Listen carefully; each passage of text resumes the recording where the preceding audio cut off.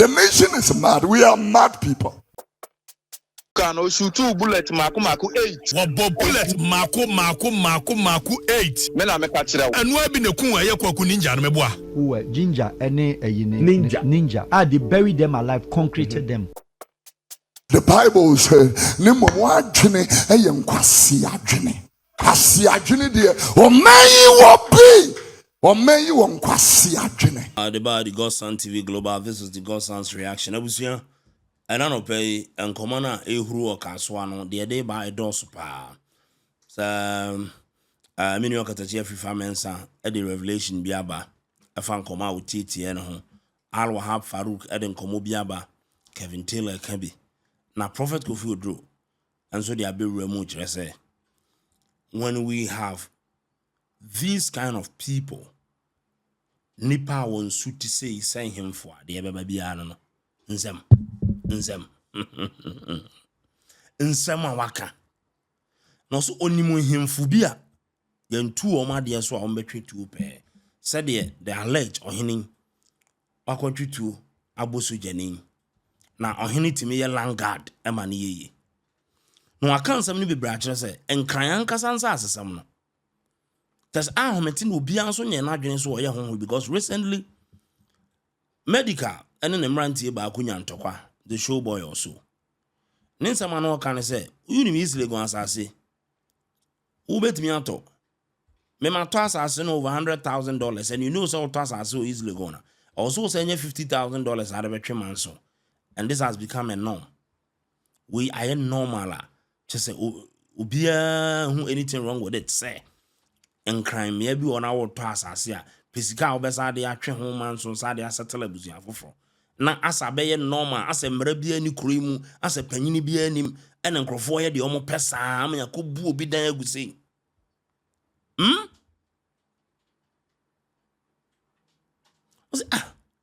enkran as obi ton asa asidi won kran a hwensi as bibia nsi as nkran de ote obi a oto asase a okoto asase a langard a omfiri ho ba biawo kumase etimisi na nye common okoto asase na okoto na langard ohene ene de be ma wo abusu apanyi be ginya fa kire de ama obi yete saade na ase ai no enye normal wo krom hawo enye normal na ahemfo do omo nsa koka obi nsa asem ekomanhia motumfo tu omo nkran mo de ne te sai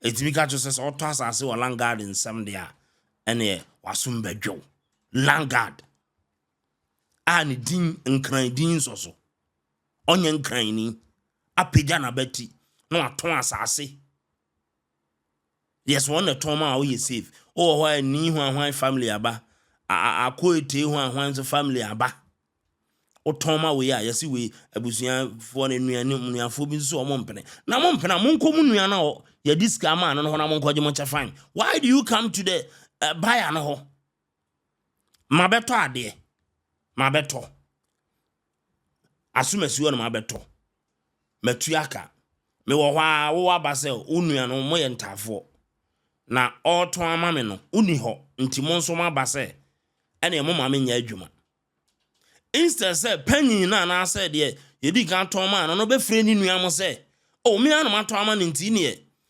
mo nso me bia me ton ye na mu ni hanti mo chefa da ha mo mara megye na nipa no nya na adwuma no nkran mo mbe so mbe sa ade no just say wona wato ade no wo de adwo abode said ye ope owi a akwete esu ni nua mo ba na o mo nso asa pesika sa ade ama wo mo o hwa na o mo so aba ku bi nso aba no nso abeka wa hia dan na na do window level no nso abeka sam foforo no amaniska o hwa no kan le nsu frɛkyire ho no nso ne ma kwa me ni kwa o sa mi ni we sa no amom adai Prof.Kofi Oduro aka nsem bebre na nsema nkoma akoso no kotie na nsasesem wonkran nsasesem wonkran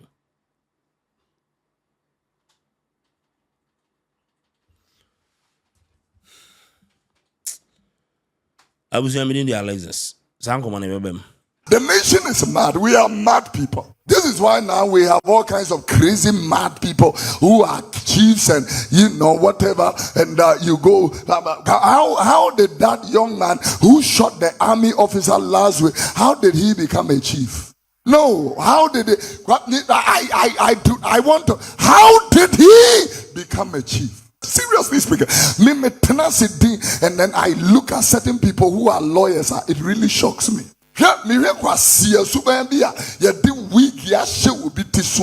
Honestly speaking, I ask myself, how did this person also become a lawyer? A chief can just be a langa. Listen to the two things I just said. How can a chief be a langa? Asiaphobia near the idea sheno the ahinema shene so enana. Oti akunya sudin kwase asem opomu obi entimi ngare. Na now we timi Jim Crawford girls no many ade na na twitu no ya bo bi no. A man is in uniform. You don't fear a man, say you have courage. But that uniform is the image of the nation. As if that is not enough. The next day, when the army officer was killed, the next day, 2 police officers were killed after they had closed serving this nation. Serving somebody's husband, somebody's father, somebody's son. Serving this nation. We give honor and due respect to these chiefs because we reverence them. We don't want to go out of line, But how can we all respect you as the chief and the chief does not respect himself? How can we all respect the honorable minister, but the honorable minister does not respect himself? How can a whole country respect a president or a prime minister or a king, but the king, the president, or the prime minister does not respect his own or her own self? We all respect you except yourself. You are distinguished. You are amazing. We thank God for your life. We celebrate you. We reverence. But you don't reverence yourself. And may I bet to say, just like teachers, when I look, Obia would have been afraid for Obi Buru, Obi afraid, but down for Obia, but down watches country, Changro, funny afraid for. Ask me the risk and the things they commit their lives to, the danger they commit their life to. Okatakyie, and they are saying, I want to commit their life to all that danger. As Siafu and Itide can be able to draw a gun. And you see, I'm going to tell the government of Ghana, a 2-hour system, a 2-hour system. The 2-hour system, they are not gazetted, they are not licensed. The guns I'm talking about are not guns that have gone through the system, biometric data. We know the people who own the guns. That's not what I'm talking. I'm talking about, illegal weapons. And I'm not going to use the word small. The kind of weapons that are in the system are not small. They are not small. And we are in an electioneering year. Yeah.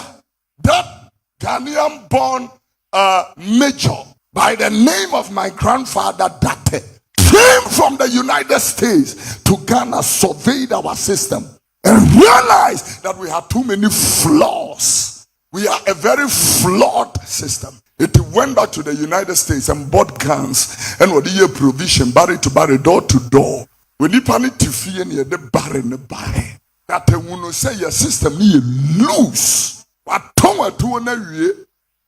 years, the United States government was following him. But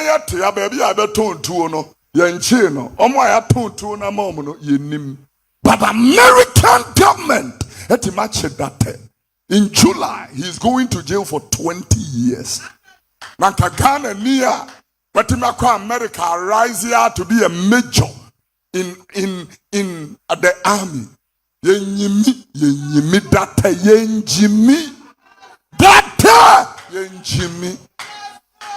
The Bible says,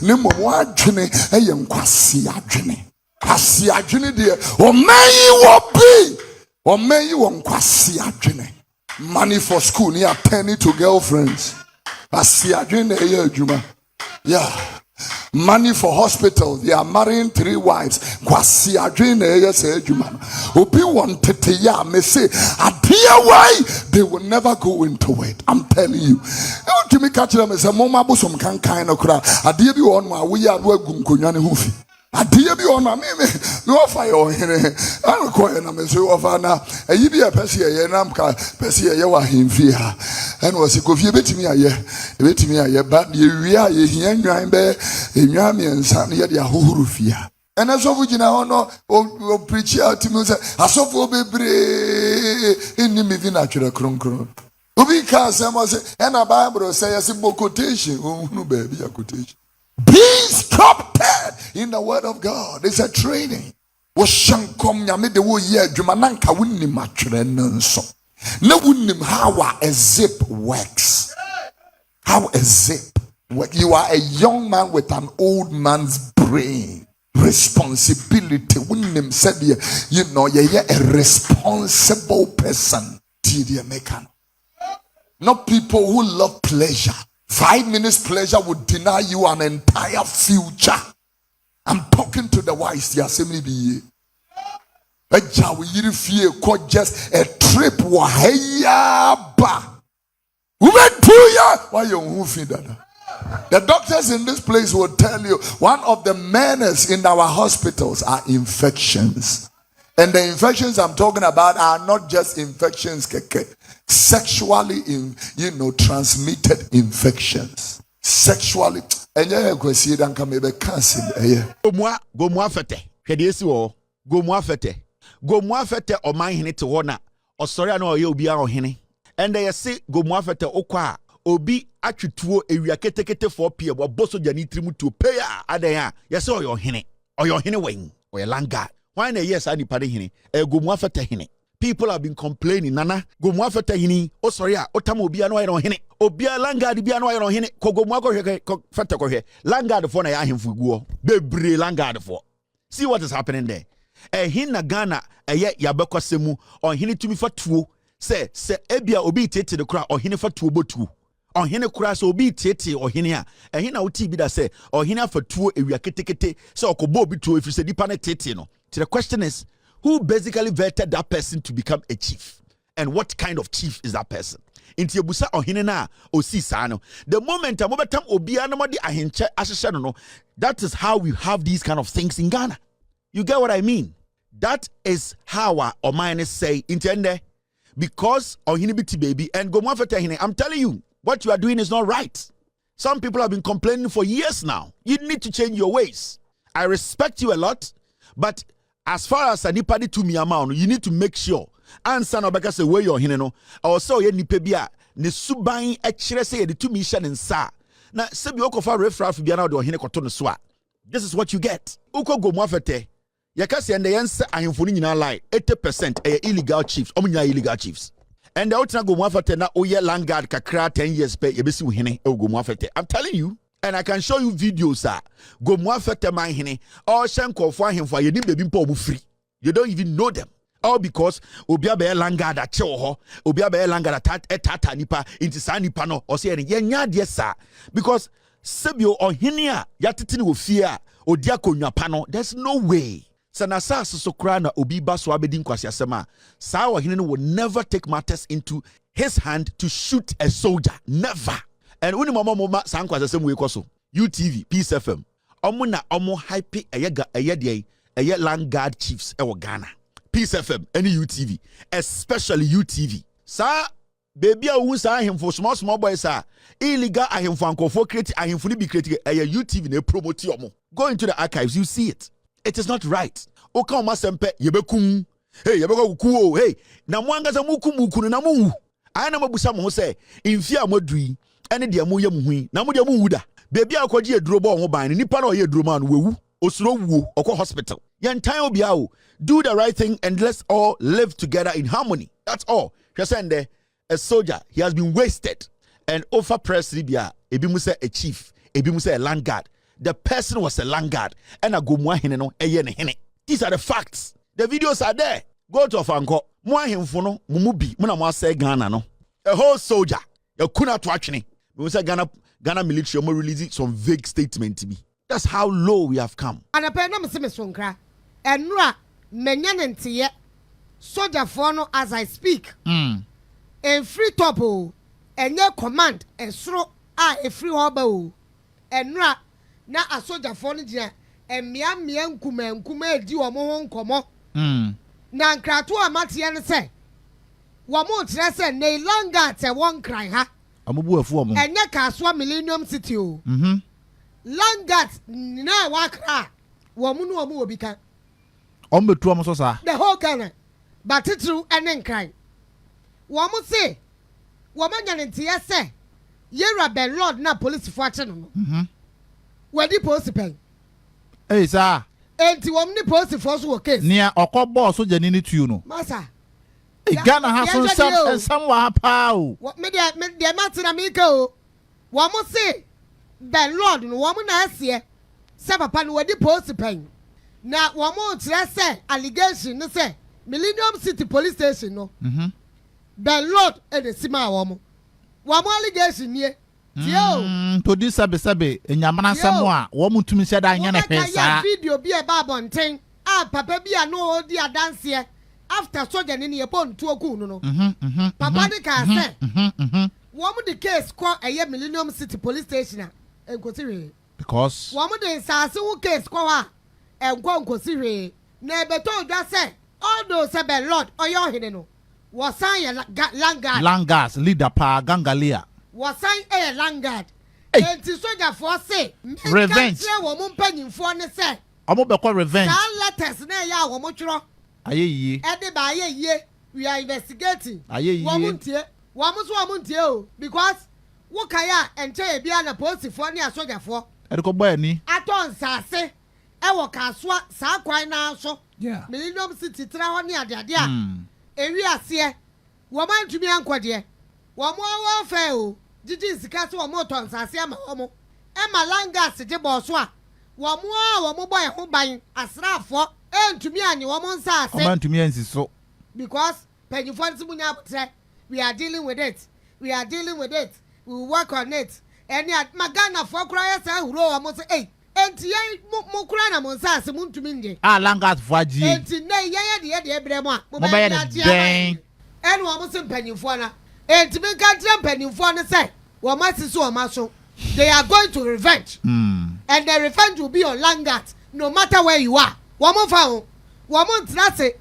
Moby and one who's a finance for a Langat. Any emblem. And now one more to us. What they are so consistent, one more digging fee. One more was some when Cratwo and a Matia. Yam moment in Ukraine, so me and the San Camepe. Mansia, me come mebu. O me and the San Camepe. And Timitia Langas if one. Na me, Sa Langas is a mea, many experience kakra. Za, Emra mi yes, so no me wafa. Leja, wo ye mesi ni wo boteano. And what could you be done yes, ye? Ewo hormone patem one more.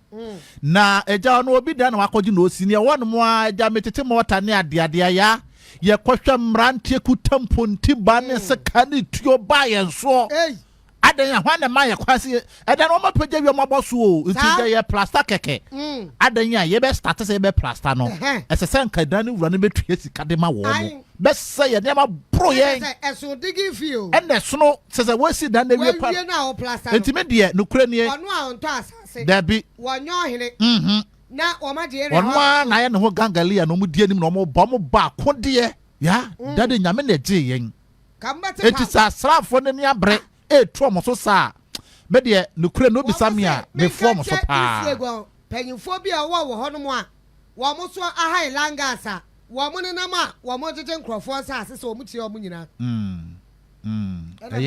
omuntu sana me de nka me ne omo ya adwene bibi bo enemu ne o bibi bo Can o shoot 2 bullet mako 8. Wo bo bullet mako 8. Me na me ka kire wo. Anu abi ne kun aye kwaku ninja no meboa. who were Ginger and Ninja. They buried them alive, concreted them. Those people, some of them are still serving. They are serving, I think, life sentences. At that time was the beginning of all these genesis. We didn't have these things. That was the beginning of the land guard.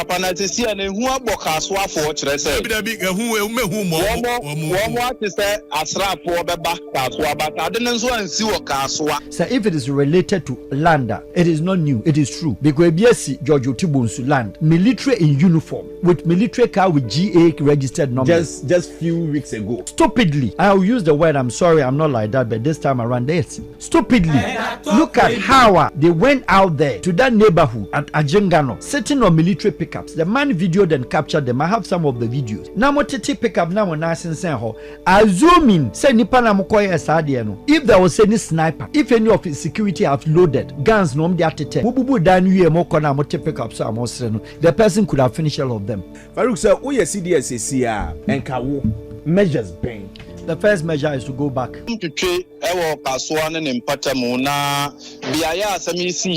Millennium City no Gomwa East Mansimu Pimpimantem Nemum Eben Kaswa.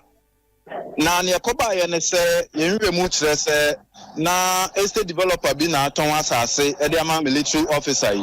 Na okopie mu wo hono na abrante ya sese oye suspect a friend Ben Lord yi enso ene ne dom kire se sa krona eyo omonto omo de a wo mato am obi enti soja ni no ekopie mu ewo mpata mu hono na chese na saase half plot no na ebi mu gina so a wo mo adwuma mo to footings ena stop adwuma no se wo mu nyina nko police station na wo mo nko ka ho asem sanse mra no obi antimi mfa nhye ne nsam na mesin fo igaya adwuma no mo frɛ Ben Lord yi ne dom eba yese obi aba be stop adwuma no enti no ena Ben Lord yi be pie mu wo ho no wamfa na hogro so na na pistol ebo na taa so enti no de otu ni car odi chesi soja fo yi se kwan bia so obetumi akoto wo mo na wato ahye wo mo so na oba na soja fo ne ko oba na soja fo no maache mesin fo no mu nyina ko police station enti etu ni car ne moto ne boys di nachi ena omu chesi ya anti Millennium City District Police Command ena obeto military officer yi ne namfo mienu a omu nyina hye uniform ena na wo mo person mo lodge complaint enti e na before so obesi from na no ena Okatakyie ne say mani move nko ba bia ontra kan mu enti military officer no hwe ye sene akwana ya aggressive okuta petrol no no so otuka no kra na nta wadwane afi ho afri police station ho enti ehwa na branch no sane tuogu no so police station anim police station wana prosifo gina hwa obi ahwe abranche no be otuo no police station anim pe na military officer no Toyota RAV4 enti na aka na ekuta officer o tuka no kra no wadwane hwa na branch no ehya ase a wo shoot tuka no shoot bullet mako 8 wo bullet mako 8 me na me ka kire wo enti no ena baako ekoka branch ni ti ema ne pie wo nanim esanse na otofa na chi otofa car na chi na car na ekọ enti eno achi no sai ko bie driver side no sai emma branch na koma ho baako hey that is the one there what 2 year boy ye na car ni ko wura baabi no ana wo sai ko ye nya akukudro ko bie ana obo soja ni tuo e wo na koma ho. Yes, utumi say waboa no wa sheda say saada no de say ya no be ye no. Ampa. We no abranche boy langard na wo ye de ya. No kure de ye hwehwemu kakra no it is alleged say adwuma wo ya ne say obonsa asempo ban. Empe word fufuro bia langard no asasa so bo ho ban ade babrofo a ye land ana do guard ye wo kamienu bo mo langard nyesa.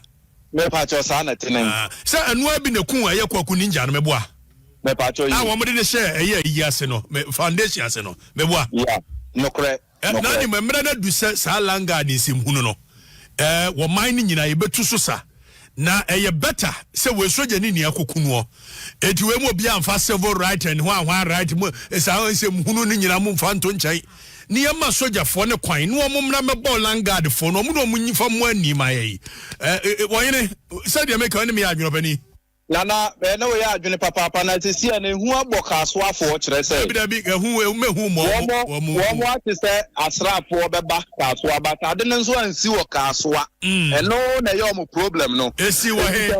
O meko Millennium City Gomua East dia. And the na chese ne kwan so am back. Sabti ya se na mo je mo men na mo nya asa. Kaso abena mo dwan. Mo ni asa ma si ye ka chem se. Edimbone no mo nya afena wo meba wo master free wa ko Millennium City o. Hey, any asema ba mo nya howe.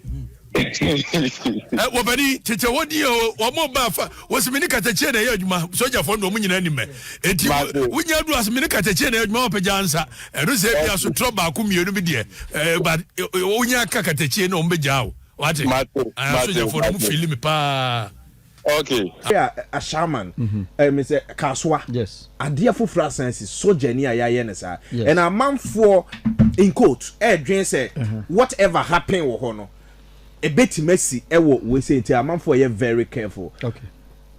You just said at that time. Yeah, but now your take on what the SEO we say no Kaswano. Okay. Your advice and your take on that near day. Okay, first of all, I condemn any form of murder, whether legitimate or illegitimate, including even your friend is saying statutorily sentenced death row. I'm against that. Religiously, personally, I'm against any form of murder. Now, with regards to the soldier for now case scenario, the two cases are not the same. The death of a soldier relative, way a soldier, but the scenarios are not the same. Me need the facts of the Kaswa one only to read say it was land related assassin. Whether it is validated say no say assassin and assassin is left in the balance. Say mean cannot mean to me enkasa ampa assassin. But in absence of that fact, they see a shaman. It was an innocent soldier, Okoni baby, who was cold-blooded and killed by neighborhood, and then left the body on the street. In the neighborhood, one is saying, "Ewo ukum sojani," and yes, obonitu omo one seka kunono. There's nobody that could be murdered in that cold-blood action. One seka on team, on ye didi. On kasa.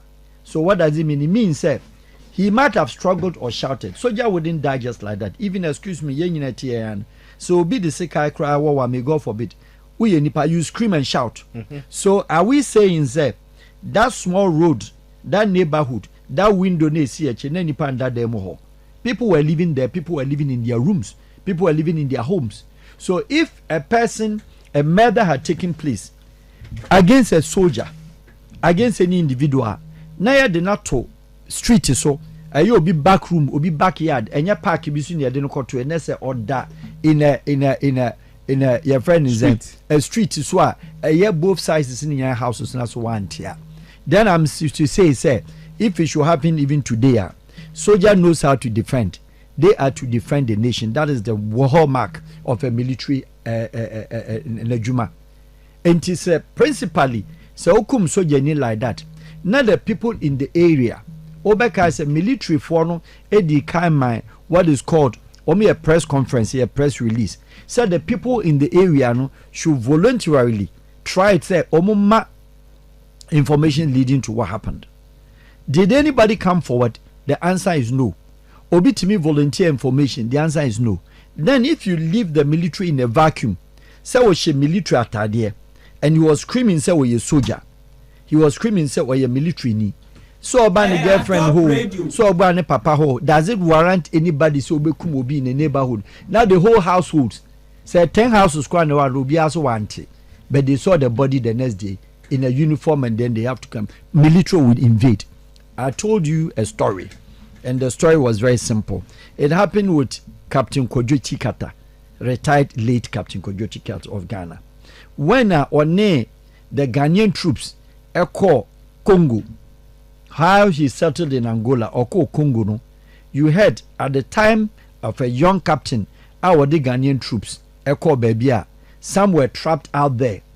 Omukumbino, and any troops were the The announcement and then the stand was that as they are going there to redeem and recapture the position and then also make sure say Ombe liberate Omakan.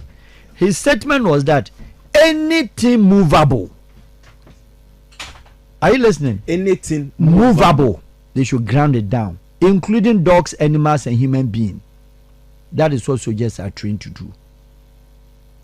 A Ghanaian captain Kojo Tikata, you can call Ghanaian army, whoever, a lot of them are there, they know of this fact. Anything movable, because they don't know who the enemy is. And he took a troop with that said Omia 5 and not 10. No Akolusubia, he wouldn't come to Ghana alone as a leader, as a commander, and where is your trooper? Mekum Omawu. And he took that action. Heaven knows how many of them they killed before they liberated the people. And you want to mean sorry. So Bishop military uniform.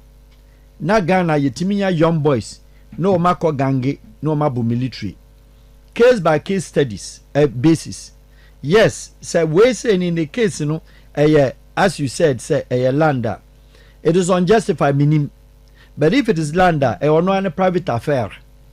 Nintimi can wasem. Whoever he has an issue with, you know, that is another thing. But then that comes to the topic of what the military of Ghana, the assignment, the recruitment, the training, and the professional career that is vested in them to act and what they are supposed to do. That is where my beef is. So if it is related to lander, it is not new. It is true. Because BSc George Otibonsu land, military in uniform, with military car with GA registered number. Just few weeks ago. Yeah. And I want to so stupidly, I'll use the word, I'm sorry, I'm not like that, but this time around this. Stupidly, look at how they went out there to that neighborhood at Ajengano, sitting on military pickups. The man videoed and captured them. I have some of the videos. Now mo tete pick up now when I send ho. Assuming say nipa na mokoye asade no. If there was any sniper, if any of his security have loaded guns no dey atete, mo bubu dan wie mo kona mo pick up so amosre no. The person could have finished all of them.